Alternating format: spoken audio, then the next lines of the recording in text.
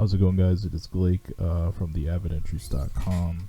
Today I am finally going to be continuing the reading of Shadows Before Dawn. Wow, it is so bright in here.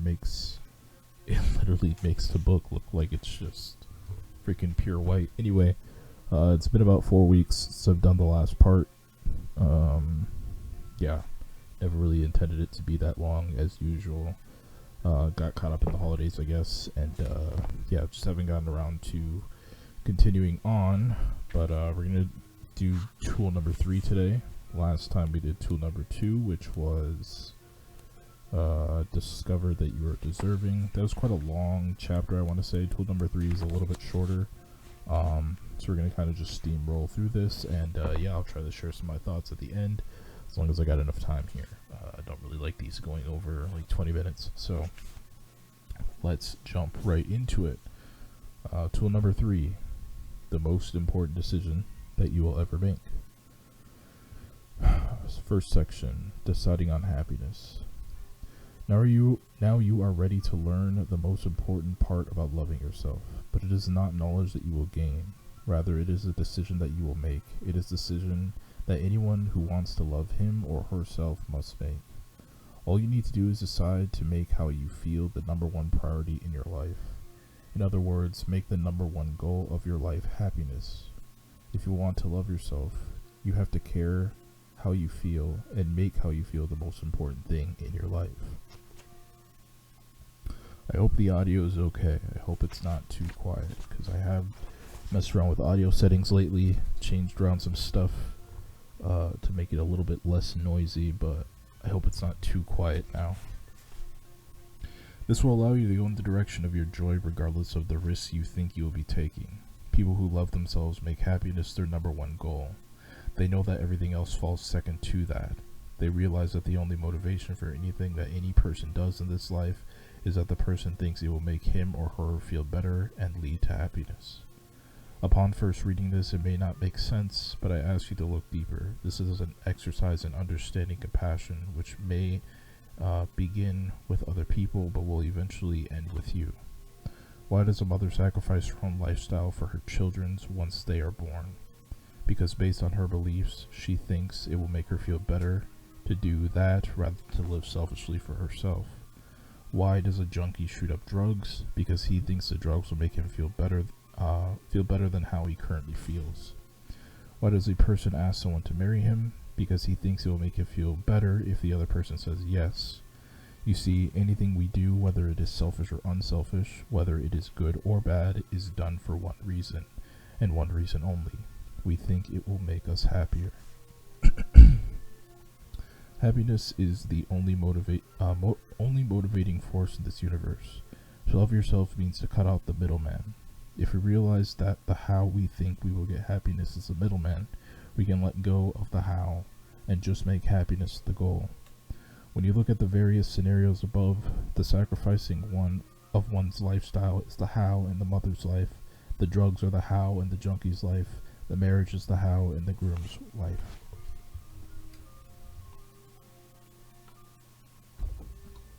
Next section, what's your motivation?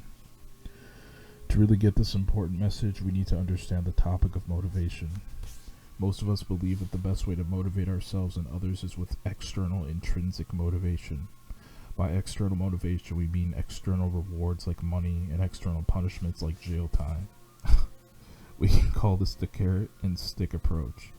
It can be summed up as the if blank, then blank approach. If blank, then blank approach? What?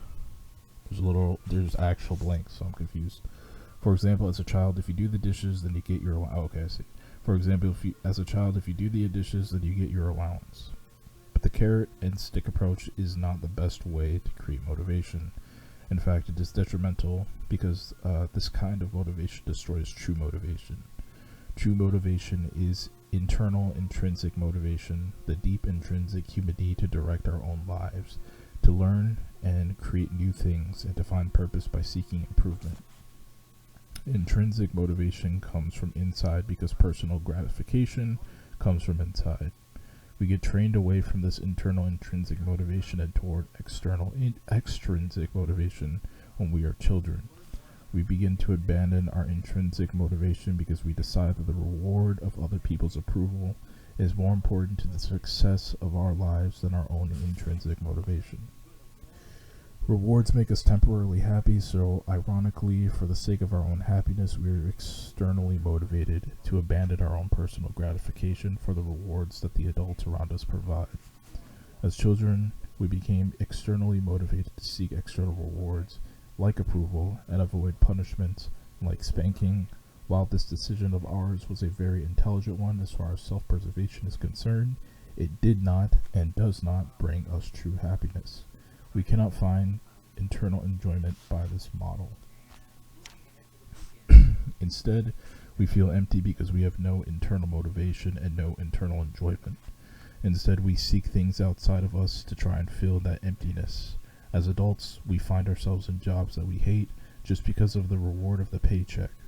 We stay in relationships that are unsatisfying just because we want to avoid the disapproval of others, which we would experience if our relationship failed. We find ourselves running the rat race only because of a promise of cheese at the end, not because actually running the rat race makes us happy. It's all a matter of external incentive.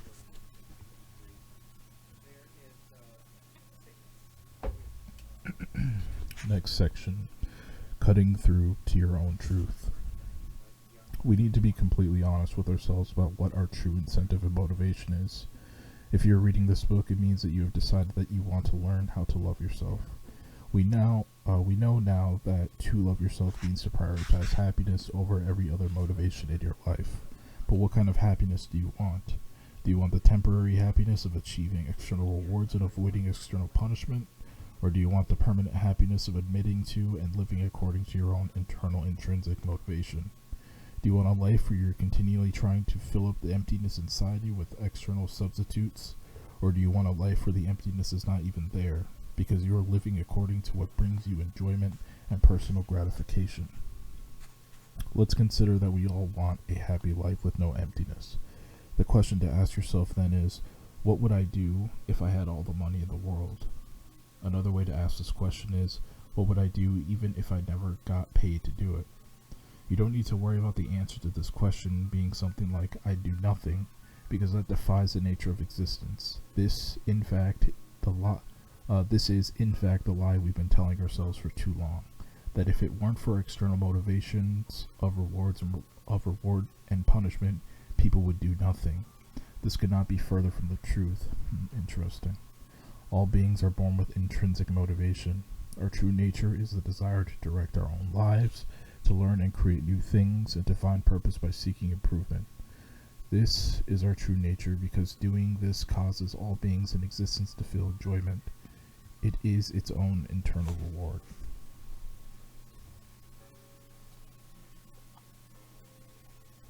Next section, living your own priority. Therefore, the most essential ingredient to prioritizing happiness is to live your life according to intrinsic motivation and not extrinsic motivation. If you prioritize having a career and doing things that are their own reward because it makes you happy to do them, you'll feel good about yourself. You'll begin to love yourself. Any external reward you get, like a paycheck, will just be a bonus. The question to ask yourself is, what is happiness worth to me? It may take bravery to exchange our external motivations for what we know in our hearts are our internal motivations. It may take bravery to prioritize our own enjoyment over wanting to gain rewards and avoid punishments from others, but in the end, it is the only way to find lasting happiness. When you first came into this life, you intended for happiness to be the number one goal, because it's the only motivation that there is. You knew that if you were to follow your own happiness throughout the world, you would run smack dab into your purpose. You knew that if you prioritized happiness from the get-go, you would never find yourself at the point in life where you were buried so deep that hurting yourself or someone else would feel better than where you are now. It is okay for you to want anything you could possibly want, whether that is the freedom of wealth or the freedom of a world that is not run and ruled by money. Whether it is a happy marriage or the ability to roam the world uncommitted to anyone but yourself, or whether it is a mansion or a life of simplicity. Loving yourself starts with the decision to live for your own individual happiness. Happiness and love are not finite commodities, they are infinite. Getting happy and loving yourself doesn't mean that you are taking away from anyone else's happiness. You will not hurt anyone if you prioritize happiness. Instead, that happiness will overflow within you, and the light of your happiness will lead those who live in darkness out of it. You will show other people how to find their own happiness. You will show them how through the clarity of your example. So true self-love comes on the heels of the realization that anything other than happiness is a how. Any desire other than happiness itself is a desire brought by thinking about how you think you are going to get happiness. It's as simple as that. Alright, that is it for tool number 3. So, kind of breezed through that pretty quickly. I guess closing thoughts. So, there's a lot about, your own personal happiness in here, but I think the main focus was on motivation, and that's kind of what stuck out to me the most, just because, fluctuation of motivation has always been something that I've personally dealt with, something that's been inconsistent throughout my life as a whole. I would say I used to be a very, very highly motivated person, and I think part of that was probably due to always following my own, I guess you could say, internal, I don't want to say internal happiness, so to speak, but I guess you could say internal motivation, just things that I always just plain and simply wanted to do. I always had no hesitation in doing them for the most part. And obviously, as you get older, you have less time to do those things. Whether you're working a corporate job or you're having to go to school, stuff like that always seems to get in the way. And on top of that, for me personally, it's always the lack of success that clouds the motivation. It's just one of those things that kind of, I guess, comes with the territory. Yeah, it's very interesting though, because we're all so conditioned to follow paths that I suppose aren't exactly our own, and you kind of get caught in between really trying to figure out whether the motivation that you are following is in fact your internal, your internal motivation, or I think it said intrinsic motivation, or if it's actually the extrinsic motivation that's not as healthy, I guess you can say, or is not as honest and pure in as far as leading you down the path that you're actually wanting to go. I think a lot of people get caught in between, really trying to figure out if it's the actual honest motivation or if it's not. So yeah, that's kind of what stuck out to me the most. Yeah, I think this is a really good tool though.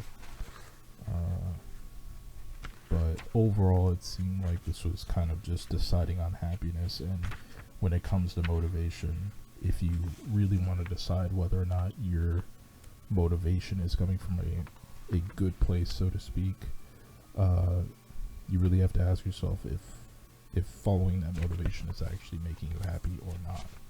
I think that's kind of the gist of it. It sounds pretty simple in theory, but it's a lot more complicated than that. If only it was that simple, right? But yeah, that's going to do it for tool number 3. Tool number 4 is filling up your own cup. I'll probably try and get to that. Let's see, this should be uploaded before the end of the day. Today's Wednesday, January 13th. So I'm going to try and get tool number 4 up by Friday. If you guys had any closing thoughts on tool number 3 today, feel free to share them below in the comments. Let me know what you guys thought. And yeah, if you're enjoying the readings, please consider subscribing, dropping a like on the video. I'm going to try to do these more consistently. And yeah, we'll continue trucking through Shadows Before Dawn. Until next time, you guys take care. I'll catch you guys in the next video. Later.